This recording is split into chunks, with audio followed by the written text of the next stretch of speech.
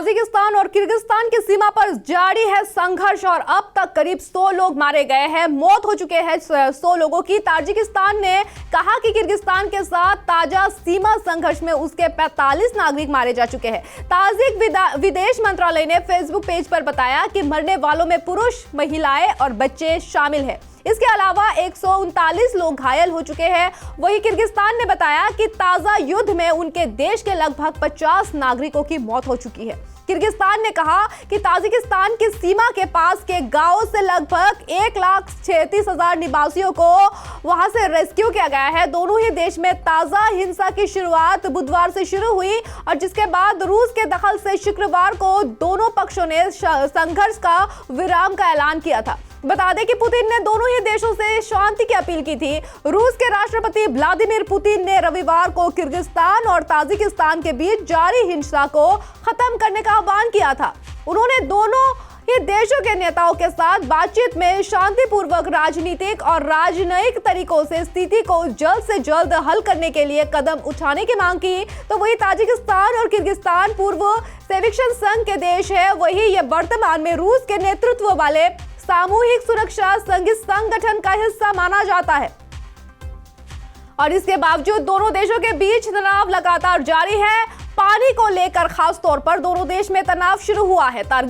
बता दें, ताजिकिस्तान और किर्गिस्तान में पानी की भारी कमी है। दोनों ही देशों का अधिकार हिस्सा शुष्क मरुस्थल माना जाता है, जहां ठंड तो बहुत ज्यादा पड़ती है लेकिन पानी के प्राकृतिक स्रोत बहुत कम माने गए हैं। ऐसे में दोनों देशों के बीच बनने वाली कई नदियों में पानी को लेकर विवाद शुरू हुआ और यहां तक कि सीमा के इलाके में मौजूद जलाशय, तालाब और झीलों को लेकर भी इनमें झड़प होती नजर आई।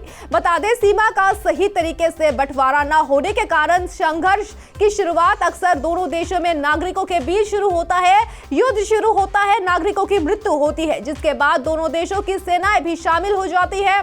ताजिकिस्तान किर्गिस्तान विवाद का कारण क्या है? ताजिकिस्तान और किर्गिस्तान 1991 के सोवियत संघ के विघटन के बाद अस्तित्व में आया। तो दोनों ही देश शुरू में दो मित्र रहे हैं, लेकिन बाद में सीमा को लेकर तनाव शुरू हुआ। दोनों देशों के बीच लगभग आधी 970 किलोमीटर की सीमा का नामांकन किया गया और बाकी ताजिकिस्तान और किर्गिस्तान के बीच कई इलाके ऐसे हैं जहां पर कोई स्थायी सीमांकन ही नहीं और इन इलाकों पर दोनों देशों का दावा है कि जिस कारण पहले भी कई बार झड़प हुई है।